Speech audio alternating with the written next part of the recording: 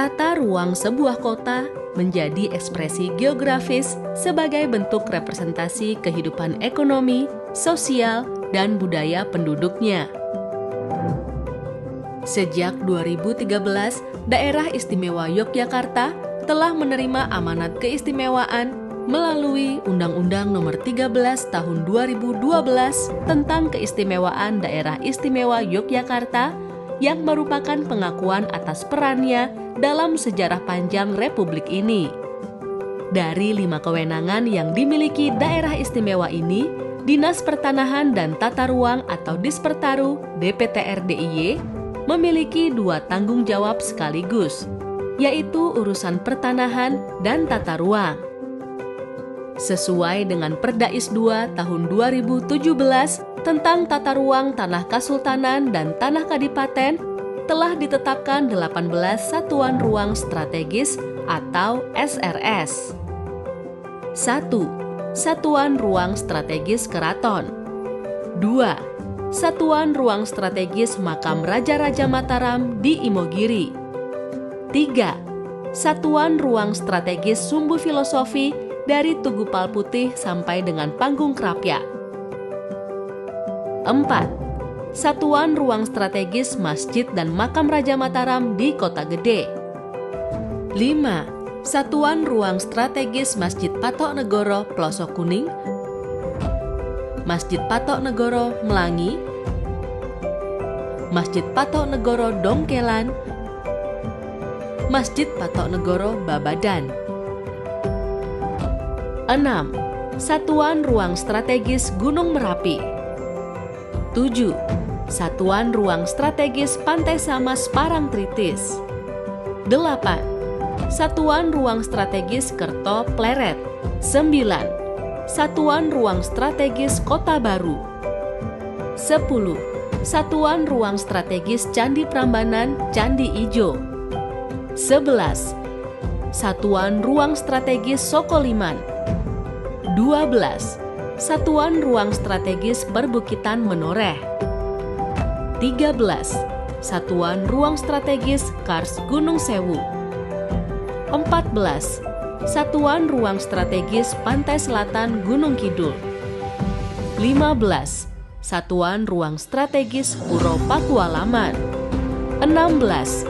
Satuan ruang strategis Makam Giri Gondo. 17. Satuan ruang strategis Pusat Kota Wates. 18. Satuan ruang strategis Pantai Selatan Kulon Progo. Memasuki tahun kedua atas tugasnya 2018-2021, DPTR DIY telah menunjukkan perannya dalam mengubah tata ruang wilayahnya, khususnya penataan ruang pada kawasan Malioboro, Tonogoro, Ngelanggeran, Prambanan Gading, dan jalur jalan lintas selatan atau JJLS. Kelima prioritas ini merupakan perwujudan pola ruang dan struktur ruang sesuai dengan rencana tata ruang.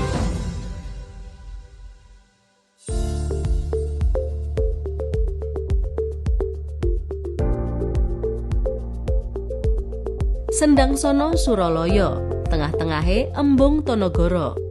Yen awakmu pengen urip mulya, kudu jujur ojo goro. Dengan luasan 60 x 80 meter persegi dan kedalaman 4 meter, embung Tonogoro memiliki kapasitas air sekitar 8.000 hingga 10.000 meter kubik. Tampungan ini untuk mengairi kawasan seluas 30 hektar dan kebun durian yang ditanam di bawahnya. Embung Tonogoro ditargetkan menjadi salah satu kawasan agrowisata durian dengan varietas unggulan menoreh kuning. Keberadaannya yang strategis, yakni di perbukitan Menoreh, Kabupaten Kulon Progo, embung ini menghubungkan jalan menuju ke Sendang Sono dan jalan alternatif menuju ke Puncak Suroloyo. Durian di sini merupakan varietas lokal, yaitu durian menoreh kuning dan durian menoreh jingga. Jika memasuki panen, wisatawan dapat turut menikmati durian tersebut.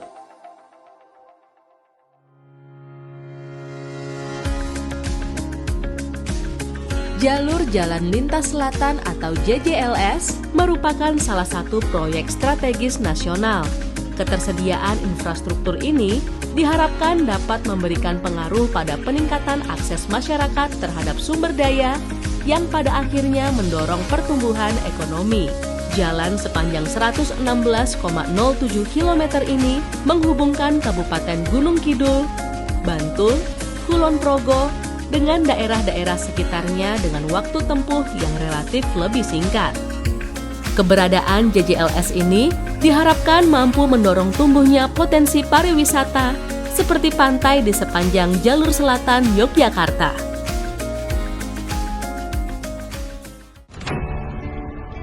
Gunung Kidul Yogyakarta dengan beragam wisatanya menjadi daya tarik tersendiri bagi wisatawan. Agar bisa lebih cepat dan dapat mengurai kemacetan, pemerintah daerah istimewa Yogyakarta telah menyiapkan akses yang memadai demi kenyamanan wisatawan. Jalan sepanjang 28 km ini akan mengurangi jarak tempuh Yogyakarta-Wonosari, sekaligus mengembangkan jalur konektivitas antar kawasan strategis pariwisata nasional atau KSPN. Untuk saat ini, pembangunan Jalan Prambanan Gading telah sampai di wilayah Lemah Abang, Tawang.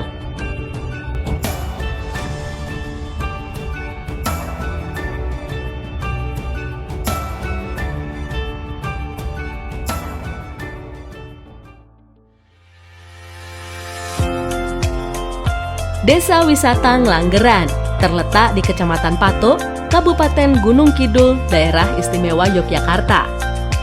Pada tahun 2021, desa ini mewakili Indonesia dalam pemilihan desa wisata terbaik dunia atau Best Tourism Village yang diadakan oleh Organisasi Pariwisata Dunia PBB atau UNWTO.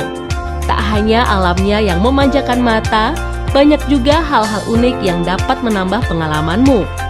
Di antaranya ada Gunung Api Purba, Embung Nglanggeran, Kampung Pitu, Gria Coklat, dan berbagai pergelaran di amfiteaternya.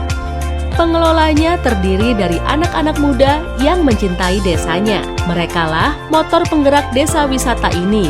Dengan kekompakan mereka, berbagai penghargaan pun berhasil disabet. Di antaranya dari ASEAN Tourism Village pada 2017 sebagai Community Based Tourism, ASEAN Sustainable Tourism Award pada 2018, juga dari Kemenparekraf sebagai desa wisata berkelanjutan pada 2020. Tak hanya itu, UNESCO telah mengakui atraksi Gunung Api Purba Nglanggeran sebagai geosite Gunung Sewu.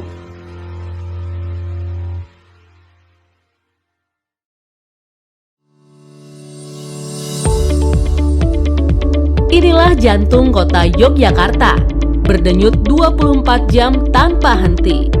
Menyambung dari Tugu, Keraton, Panggung Krapyak sebagai sumbu filosofi Keraton Ngayogyakarta Hadiningrat.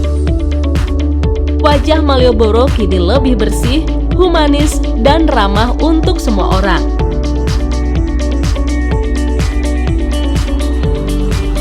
Pedestrian yang nyaman, akses fasilitas umum yang mudah, dan banyak kursi untuk menikmati suasana. Meski begitu, tak mengubah Malioboro sebagai pusat ekonomi dan oleh-oleh. Para pedagang yang dulu berada di sepanjang Jalan Malioboro kini menunggumu di teras Malioboro. Tentu saja selain pasar legendaris Beringharjo. Terdapat dua lokasi teras Malioboro. Teras Malioboro 1 di bagian selatan, depan Pasar Beringharjo. Teras Malioboro 1 terdiri dari 3 lantai dan menampung 800 lapak atau pedagang. Sementara teras Malioboro 2 di sisi utara berdekatan dengan kantor Dewan Perwakilan Rakyat Daerah, Daerah Istimewa Yogyakarta.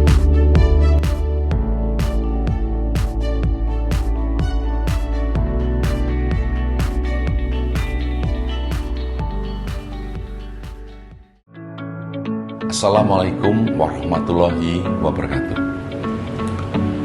Yogyakarta memiliki beragam keistimewaan yang telah diakui secara nasional maupun internasional. Di antaranya karena memiliki tata ruang yang unik dan indah sebagai suatu kekayaan di masa lalu.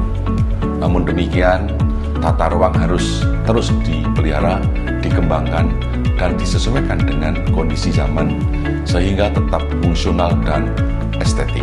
Utamanya karena tata ruang di Yogyakarta bukan lagi warisan lokal, melainkan telah menjadi warisan dunia, seperti halnya warisan sumbu filosofi. Keistimewaan urusan tata ruang yang diampu oleh Dinas Pertanahan dan Tata Ruang DIY telah menjalankan fungsi dan tugasnya sejak tahun 2013. Hal ini berdasarkan Undang-Undang Nomor 13 Tahun 2012 dan implementasinya dalam Perdais 2 Tahun 2017 dengan ditetapkannya Perdais tersebut. Pemda DIY menetapkan 18 satuan ruang strategis yang merupakan satuan ruang tanah Kasultanan dan tanah Kadipaten. Keduanya memiliki aspek filosofi, historis, adat istiadat, saujana, dan atau cagar budaya. Selain itu juga mempunyai pengaruh sangat penting terhadap pelestarian budaya, kepentingan sosial, kesejahteraan masyarakat, dan atau kelestarian lingkungan. Pada periode 10 tahun keistimewaan ini, kami telah melakukan penyusunan strategi pengembangan wilayah atau disingkat SPW pada 18 satuan ruang strategis tanah Kasultanan dan tanah Kadipaten ke dalam peraturan gubernur strategi pengembangan wilayah atau SPW. Selain itu juga pembangunan dan penyiapan lahan untuk mendukung proyek strategis nasional, terutama pada 5 kawasan, yaitu kawasan Tonegoro, Jalan Jalur Lingkar Selatan, kawasan wisata Ngelahiran, kawasan Prambanan Gading, serta kawasan Sumbu Filosofi Malioboro. Semoga pembangunan dapat segera dirasakan manfaatnya oleh masyarakat luas. Wassalamualaikum warahmatullahi wabarakatuh. Assalamualaikum warahmatullahi wabarakatuh. Daerah Istimewa Yogyakarta telah melaksanakan Undang-Undang Nomor 13 Tahun 2012 tentang Keistimewaan Daerah Yogyakarta, di mana pelaksanaannya diatur dalam Perda Keistimewaan masing-masing urusan, baik urusan pemerintahan, kelembagaan, pertanahan, tata ruang, maupun kebudayaan. Pembangunan yang dilakukan melalui skema dana keistimewaan terus dilakukan secara bertahap. Tidak hanya pembangunan fisik tetapi juga sumber daya manusia. Pembangunan fisik bertujuan untuk menunjang kreativitas sumber daya manusia sehingga diharapkan dapat mendorong terwujudnya pembangunan berkelanjutan dan mampu mendukung pengembangan berbagai sektor secara terpadu. Pembangunan terkait dengan urusan pertanahan ditujukan untuk penatausahaan terkait dengan pertanahan yang ada di daerah istimewa Yogyakarta. Pembangunan terkait dengan urusan tata ruang ditujukan untuk pembangunan struktur dan pola ruang, sehingga terintegrasi antara struktur dan pola ruang menjadikan sebuah fungsi yang komprehensif. Tujuan dilakukan pembangunan dalam pertanahan dan tata ruang adalah untuk mencapai kemakmuran dan kesejahteraan pada masyarakat. Untuk itu kami menyampaikan apresiasi atas upaya-upaya yang telah dilaksanakan oleh Dinas Pertanahan dan Tata Ruang Daerah Istimewa Yogyakarta terkait dengan upaya pembangunan pertanahan dan tata ruang DIY. Kami telah melihat 5 kawasan prioritas tata ruang dan pelaksanaan urusan pertanahan dilaksanakan sesuai dengan Grand Design Keistimewaan DIY yang telah direncanakan bersama. Meski demikian, kami mendorong Dinas Pertanahan dan Tata Ruang Daerah Istimewa Yogyakarta untuk terus meningkatkan kinerjanya sehingga Grand Design Keistimewaan DIY dapat dilaksanakan sesuai dengan target dan mampu mensinkronkan dengan program kegiatan urusan keistimewaan lainnya. Wassalamualaikum warahmatullahi wabarakatuh.